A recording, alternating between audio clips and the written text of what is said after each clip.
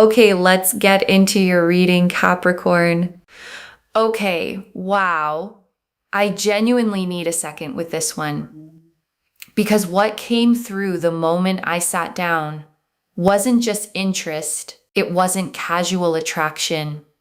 This is obsession, the real kind. The kind where a person cannot stop thinking about you no matter how hard they try to redirect their own mind. And here's the twist your guides want you to hear before anything else. This reading is not about rushing back to them. It is about you taking every single bit of the time you actually need on your own terms, at your own pace. Drop a comment right now and say, I take my time. And if you haven't subscribed yet, please subscribe and turn on that notification bell. Okay, let's go all the way in. And before I pull a single card, I want to name exactly what I felt in your energy the moment I connected today. You are in a healing season, not a falling apart season, a genuinely healing one, deliberate and quiet. The kind where you're not chasing anyone, not checking anyone's messages every few minutes, not organizing your whole day around whether someone reaches out to you. And that stillness is exactly what has driven this person into the obsession your guides are about to describe. Because nothing pulls someone in harder than watching someone genuinely heal without them, without needing them to complete the picture at all. And I want to be honest with you about something before we go any further. This reading is not going to tell you to run back to them the second it's over. It's not going to tell you that their obsession means you should drop everything you're doing. Your guides are far more interested in protecting the healing you've already started than they are in rushing you toward any particular outcome, even a happy one. So hold both things at once as we go, the reality of what they feel and the complete uncompromised right you have to keep healing at whatever pace your own heart actually needs. Okay, first oracle card. This isn't a small crush, it's a genuine obsession that surprised even them. And your guides led with this because they want you to feel the actual scale of it. This person did not plan to feel this way. They did not sit down logically and decide to become consumed by thoughts of you. It happened to them. The way obsession always happens, slowly, then all at once, until they looked up one ordinary day and realized you were in every corner of their mind, whether they wanted you there or not, whether it was convenient or not, whether they had room for it in their life or not. And that surprise is part of what makes it real. You cannot fake the specific quality of someone who is genuinely, involuntarily, completely obsessed with another person.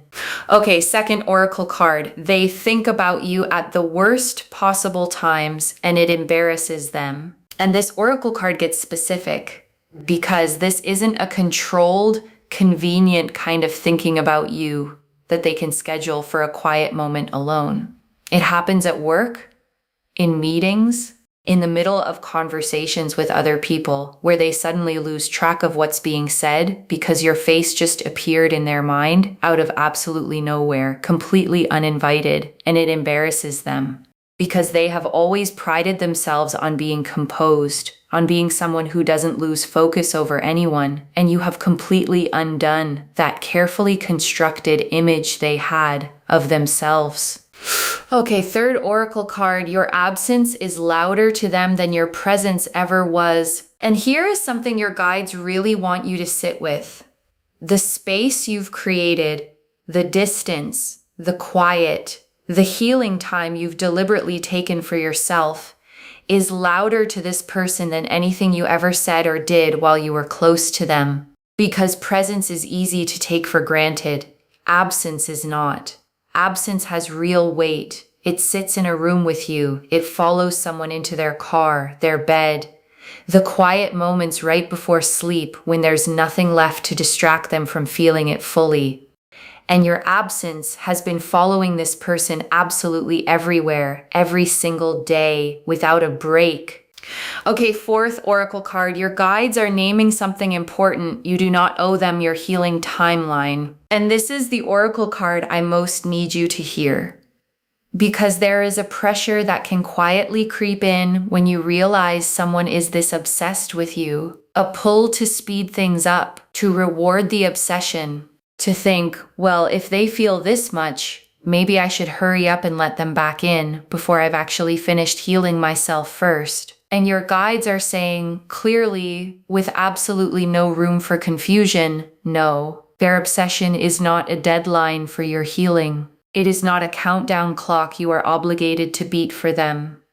You get to heal at the pace your own nervous system actually requires, not the pace that would feel most flattering to someone else's longing for you. Okay, fifth oracle card. This obsession has already changed how they treat everyone else. And your guides are showing me something interesting here. This isn't just affecting how they feel about you specifically. It's affecting everything around them in their whole life. They've become distracted with other people, shorter with friends than they used to be, less interested in things that used to hold their attention easily and effortlessly. Because so much of their internal bandwidth is being spent on you that there's genuinely less of them left over for anyone or anything else in their entire life right now. Okay, sixth oracle card. They've tried to talk themselves out of this and it hasn't worked. And this oracle card is honest. And it's important you hear the honesty of it. This person has tried the normal things people try, distraction, telling themselves it will fade with enough time, keeping busy, maybe even dating other people, doing everything a reasonable, sensible person does to get over someone they feel they can't have right now. And none of it has actually worked. Because real obsession doesn't respond to logic or effort or sheer willpower. It responds only to time, to real truth being spoken, and eventually to actual action instead of more avoidance. Okay, seventh oracle card. There's a specific memory of you that they replay more than any other. And your guides are showing me something tender here. There is one particular memory, a small, ordinary moment. Maybe something that felt completely unremarkable to you at the actual time it happened, that this person replays more than any other memory they have. The way you laughed at something small and silly, a specific offhand thing you said once. The way you looked in one particular light, on one particular ordinary day. And that small, unremarkable moment has become, in their mind, one of the most significant memories they carry of anyone at all, anywhere in their life. Okay, eighth oracle card. Healing at your own pace is not selfish. It's the thing that actually makes this real. And your guides want to reframe something important for you, because taking your time to heal might feel, at certain moments, like you're being unkind or making them wait too long for no good reason, and your guides want to correct that thought pattern completely. Your healing is not selfish. It is the exact thing that determines whether whatever comes next is built on something real and lasting, or built on urgency and fear of loss instead. A relationship rushed purely to soothe someone else's obsession rarely holds together under real pressure. A relationship entered once you are actually whole again holds for good and doesn't crack the first time things get hard. Okay, ninth oracle card. This person is starting to understand that obsession isn't love yet. It's the beginning of it. And your guides want to be precise here because this genuinely matters. Obsession by itself is not the same thing as love. It's intensity, it's fixation. It can be the beginning of something real and lasting, or it can simply stay stuck at wanting without ever actually growing into loving someone well. And the good news your guides are showing me is that this person is starting to understand that difference clearly. They are beginning to realize that wanting you back means genuinely nothing if they can't actually show up and love you well once they finally get there in front of you. Okay, 10th oracle card. There's a version of them forming that's actually worthy of what you're healing into. And your guides saved this one because it's genuinely hopeful without rushing anything at all. This obsession, painful as it clearly is for them, is actually doing something underneath the surface. It's cracking open patterns they've probably carried for a very long time. Emotional avoidance, fear of real vulnerability, the habit of taking people for granted until they're already gone. And a different version of them is slowly forming underneath all of that discomfort. One that might actually be worthy of the healed, whole version of you that's emerging on the other side of this whole season. Okay, 11th oracle card. Your healing has its own timeline and it will not be rushed by anyone's urgency. And your guides want this repeated clearly because it's the core message underneath the entire reading today. Your healing has its own timeline. It is not on their clock at all. It is not accelerated by how obsessed they become, or by how many times they almost reach out and don't, or by how loudly their longing for you shows up in a spread of cards. Your nervous system, your heart, your own quiet process of becoming whole again moves at exactly the speed it genuinely needs to move at, and not one single bit faster than that. No matter who's waiting. Okay, 12th oracle card. When you do decide to engage again, it will be because you chose it, not because you were pulled by their need. And this oracle card matters most for how this whole thing ultimately resolves. Whatever happens next between you and this person, whether it's a real lasting reunion, a carefully boundaried friendship, or simply you moving forward without them entirely, it is going to happen because you decided it deliberately from a place of genuine strength, not because their obsession finally became loud enough to pull you back in before you were actually ready for that kind of step. Okay, 13th oracle card. This obsession is teaching them something about themselves they've never had to face before. And your guides want to add one more layer here before we move into the tarot spread. Because obsession, uncomfortable as it is, often forces a person to confront something they've successfully avoided their entire life up to now. For this person, it's the discovery that they are not actually as in control of their own heart as they always believed themselves to be. They have prided themselves on composure, on logic, on never being the one who feels too much or too deeply. And you have shattered that entirely, and they are still figuring out what to do with that discovery about who they actually are. Okay, 14th oracle card. The timeline for them reaching out is closer than it feels, but it is still on their side to initiate, not yours. And your guides want to say this clearly. The moment where they finally reach out for real is closer than the current quiet might suggest to you right now. But your guides want to be very, very clear about something. This is theirs to initiate, not yours to chase, not yours to hurry along, not yours to check on every single day, wondering if today is finally the day. You get to simply keep living your own life, keep healing at your own pace, and let whatever is genuinely coming arrive entirely on its own. Okay, 15th oracle card. There's a real chance they surprise you with humility instead of the old defensiveness. And your guides want to offer you something hopeful here too, because the version of this person that emerges from the obsession might genuinely surprise you. The old defensiveness, the old need to be right, the old habit of protecting their ego above everything else. Your guides are showing me those patterns softening. Whatever they eventually bring to you may come with a humility you have never seen from them before, the kind that only comes from someone who has genuinely sat with their own mistakes. Okay, 16th oracle card. No matter how this resolves, you come out of this season more whole than you went in. And your guides saved this final oracle card for last because it's the truest thing they can tell you.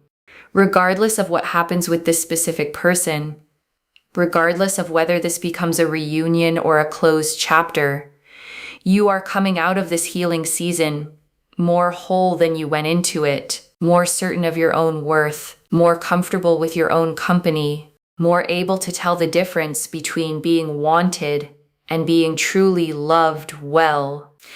The moon, the devil reversed, the Knight of Cups, the Page of Cups, the Queen of Swords, the Hermit, the Four of Swords, the Nine of Swords, Strength, the Empress, the Two of Cups, the Ten of Cups, the Ace of Wands, the Ace of Pentacles, Judgment, the Sun, the Star, 17 cards.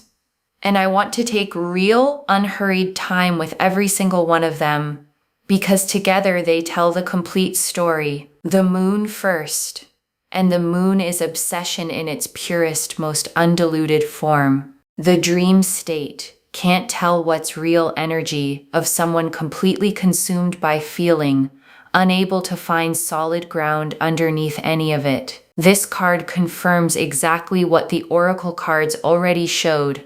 This person is living right now in a kind of fog made entirely of thoughts of you, and the fog is not lifting on its own anytime soon. And the devil reversed, and this is important, so I want to slow down here for a moment, because upright, the devil is unhealthy attachment, control, an addictive bond that traps both people in something neither one can quite name or escape. Reversed.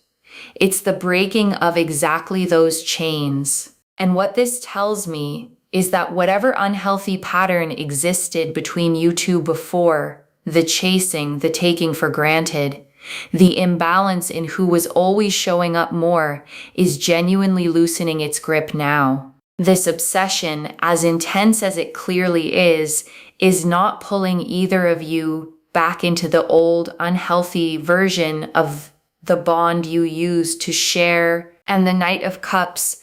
And this is romantic pursuit in full motion. Someone riding forward, led entirely by feeling rather than by any careful strategy, chasing something they want with their whole heart out in front of them like a banner. This is their energy right now. Not calculated, not manipulative in the slightest.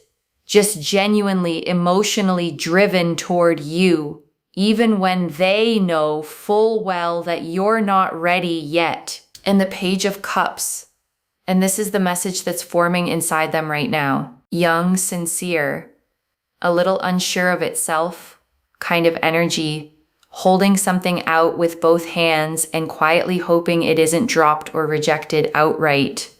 Whatever they eventually say to you is going to carry that same sincerity, not smooth, not rehearsed to a shining polish, just genuinely offered the way a real, unpolished confession usually sounds when it finally comes out. And the Queen of Swords. And this is also you sitting right alongside the Hermit in this reading. Clear-eyed, discerning, not cold at all, just no longer willing to give her heart away freely to anyone who hasn't earned the right to actually hold it carefully. This queen doesn't chase, doesn't beg, doesn't shrink herself down to make anyone else more comfortable. She simply sees clearly and waits patiently for someone to actually meet her at that exact level. And the Hermit, and this is you as well. Your season of withdrawal, your choice to step back, go quiet, sit with your own lantern instead of chasing anyone else's light or waiting endlessly on anyone else's timeline. And the Hermit is one of the most powerful cards you could possibly be living inside of right now because it's the card of real, genuine self-discovery and deep, necessary healing. Not isolation for its own sake at all. And the Four of Swords, and this is rest, recovery, the deliberate, chosen stillness that actually repairs what constant motion never could have on its own. This card confirms that your healing season isn't wasted time, isn't you falling behind on anything important. It's the exact medicine you genuinely needed all along and are finally giving yourself. And the Nine of Swords, and this is their sleepless anxiety shown to me plainly. Lying awake at night, mind racing, unable to quiet the thoughts that circle back to you every single night without fail or mercy. This card confirms the obsession has a very real cost for them personally, and it's not a comfortable cost for them to carry alone. And strength, and this is your composure through all of this. Your ability to feel the pull of their intensity without letting it override your own timeline or your own genuine needs. The woman in this card doesn't fight the lion or run from it in fear. She holds it gently with total, unshakable authority that comes from within her. And that's exactly what you're doing with this entire situation right now, whether you fully realize it yet or not. And the Empress, and this is who you are becoming on the other side of your healing journey. Abundant, creative, full in yourself, radiating outward without needing anyone to fill you up first before you can shine. And this Empress energy is exactly what's pulling this person's obsession deeper and deeper by the day, because there is nothing more magnetic in this world than someone who has stopped waiting and started genuinely living again. And the Two of Cups. And this is mutual choosing if and when it eventually genuinely comes. Two people facing each other directly, both fully present and both fully in it, with no one holding back.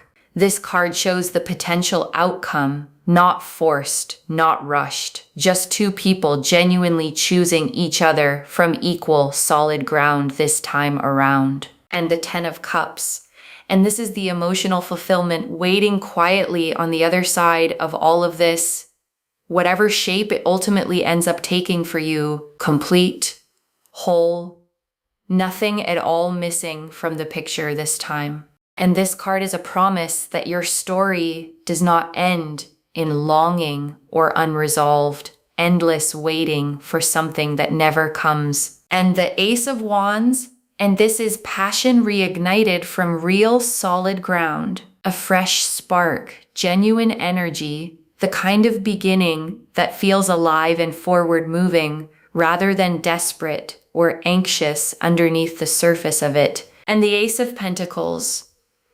And this is the real tangible proof that all of this isn't staying purely emotional. A concrete opportunity, a genuine door opening in the physical world, something you'll actually be able to see and hold and stand inside of, not just feel privately in your own heart. Whatever comes from this is going to be real in the world, not just real in someone's private thoughts. And Judgment. And this is the awakening, both of you in your own separate ways, rising into a clearer, more honest version of yourselves individually, whether or not those two separate paths ever fully meet back up together in the end. And the Sun, and this is joy, plain and simple, without complication or any hidden weight underneath it. Whatever comes next in your story, it is heading somewhere genuinely, uncomplicatedly warm. And the Star, and this closes the entire spread on hope, finally confirmed after everything. Every quiet hope you've had about your own healing, about what's genuinely possible for you going forward, was right to exist all along and worth holding on to through the hard parts. Okay. Tea leaf cards, 11 of them. First tea leaf card, what they do the moment they're alone. And your guides are showing me the private moments, the second they're alone, driving, in the shower, lying in bed with the lights already off. Their mind goes straight to you every single time, without fail. It's involuntary. It happens before they even consciously decide to let it happen at all. Like a reflex they can't control. Next tea leaf card.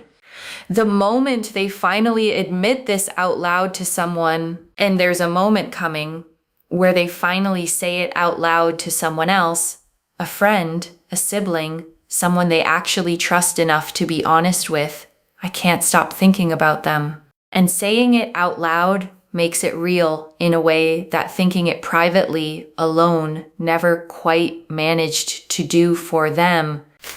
Next tea leaf card. Why your silence has done more than words ever could, and your guides want you to understand why the silence has worked the way it has. Words can be argued with, dismissed, explained away with excuses. Silence can't be. Silence just sits there, undeniable and unmoving, forcing someone to finally face what they actually feel instead of what they can talk themselves into believing or out of feeling on any given day. Next tea leaf card. What healing actually looks like for you right now. And your guides want to describe your healing honestly and plainly. It doesn't look dramatic at all. It looks like ordinary days, quiet mornings, slowly remembering who you are outside of any relationship whatsoever, outside of being anyone's anything at all. And that ordinary, undramatic kind of healing is exactly what's actually working for you right now, even on the days it doesn't feel like progress. Next tea leaf card. What you don't owe anyone even now, and your guides want this said plainly, with absolutely no room for guilt to sneak back in. You don't owe anyone your timeline, not a fast response, not a quick decision, not gratitude for someone finally noticing what they honestly should have valued the entire time you were already right there beside them. Next tea leaf card. How their behavior around others is already shifting because of this, and people close to them have already started to notice something is different, a distraction that wasn't there before, a shorter temper than usual, a person who used to be fully present in conversation now drifting somewhere else entirely in their own head, mid-sentence sometimes, more often than they ever used to before any of this began with you. Next tea leaf card. What changes in them once real accountability sets in? And there's a real shift coming in how they see their own role in all of this. Less blame pointed outward at circumstances, more honest ownership pointed squarely at themselves. Finally realizing what they didn't do, what they took for granted, and sitting with that discomfort directly instead of deflecting it or running from it the way they might have before all of this. Next tea leaf card. A moment coming where they see something of yours and it hits differently than before, and your guides are showing me a specific small moment. They see something of yours, a photo, a post, something completely simple and unremarkable on the surface, and it hits them very differently than it ever has before. Not because anything about you changed dramatically overnight, but because they're finally seeing you clearly instead of through the old filter of taking you for granted the way they used to. And that small, quiet moment does something 1,000 conversations never quite managed to do for them. Next tea leaf card. What it will feel like in your own body when they finally reach out. And your guides want you genuinely prepared for this moment whenever it actually comes for you. You won't feel desperate relief flooding through you. You won't feel like you've been rescued from anything. You'll feel calm, steady. The specific, grounded feeling of someone who healed enough on her own that this now feels like a genuine bonus in her life, not a rescue she was desperately waiting for all along. Next tea leaf card. The version of this story where you never look back. And your guides want to name this possibility clearly because it's just as valid and complete as any reunion story could be. There's a version of your story where you heal fully, build something entirely new for yourself, and simply never need to look back at any of this at all, not even once. And that version is just as complete, just as good, and just as whole as any other path the cards could show you today. And the last tea leaf card. You whole at your own pace, whichever way this goes. And your guides ended here because this is the image they want you to hold above absolutely everything else in this reading. You whole. Not rushed by anyone. Not defined by someone else's obsession with you. Simply healing on your own time. Whichever direction this story ultimately ends up taking you toward next. Okay, final message from your guides. Just one. Take your time. Nothing about their obsession changes your timeline. Take your time.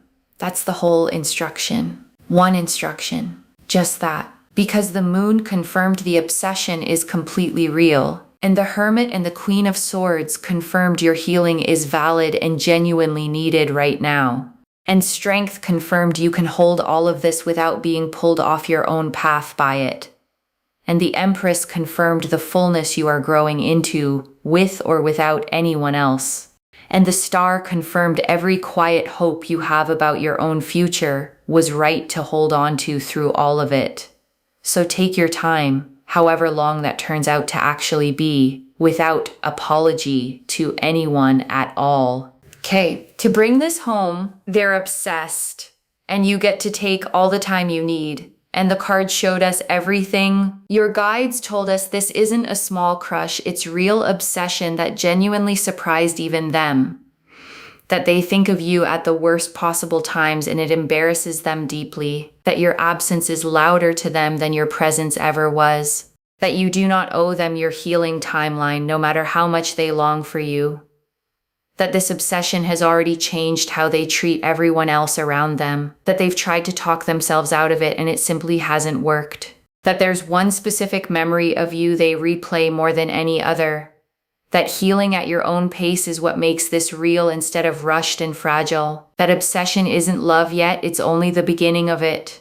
That a worthier version of them is slowly forming underneath the discomfort of all this. That your healing has its own timeline, completely immune to anyone's urgency. That whatever happens next will happen because you chose it, not because you were pulled toward it. That this obsession is teaching them something about their own heart they've never had to face before. That the timeline for them reaching out is closer than it feels, but it remains entirely theirs to initiate. That there's a real chance they surprise you with genuine humility instead of old defensiveness. And that no matter how any of this resolves, you come out of this season more whole than you went into it. The moon showed the obsession itself plainly and completely. The Devil reversed showed old unhealthy patterns finally, genuinely loosening their grip. The Knight of Cups showed their emotional, heart-led pursuit of you. The Page of Cups showed the sincere, nervous message forming inside them right now. The Queen of Swords and the Hermit and the Four of Swords together confirmed your valid, genuinely powerful healing season. The Nine of Swords showed the real sleepless cost this is taking on them personally. Strength showed your composure holding steady through all of it. The Empress showed the magnetic wholeness you're growing into with or without them in the picture. The Two of Cups and the Ten of Cups together showed the possibility of real, mutual fulfillment down the road ahead. The Ace of Wands and the Ace of Pentacles showed passion reignited alongside something real and tangible in the physical world. Judgment showed both of you awakening, each in your own separate way. And the Sun and the Star closed the entire spread on warmth and every quiet hope finally completely confirmed. One instruction: take your time. Nothing about their obsession changes your timeline. Not even a little bit. Claim this, loves. Drop a comment and say, I take my time and I heal at my own pace. And my healing is not selfish, because every word of that is true. Save this, share it today, and come back and tell me how your own healing is going, wherever you are in it right now. If this resonated, please give this video a thumbs up, drop a comment and tell me what hit hardest. And if you're not subscribed yet, please subscribe and turn on that notification bell. And one last thing before you go, whatever happens next in this story, whether they show up exactly the way your guides described, or whether this chapter simply closes quietly on its own, you are not the same person who started this healing season. You have already built something in yourself that no one can undo, no one can rush, and no one can take from you. Carry that. Take care of yourself. Bye, loves.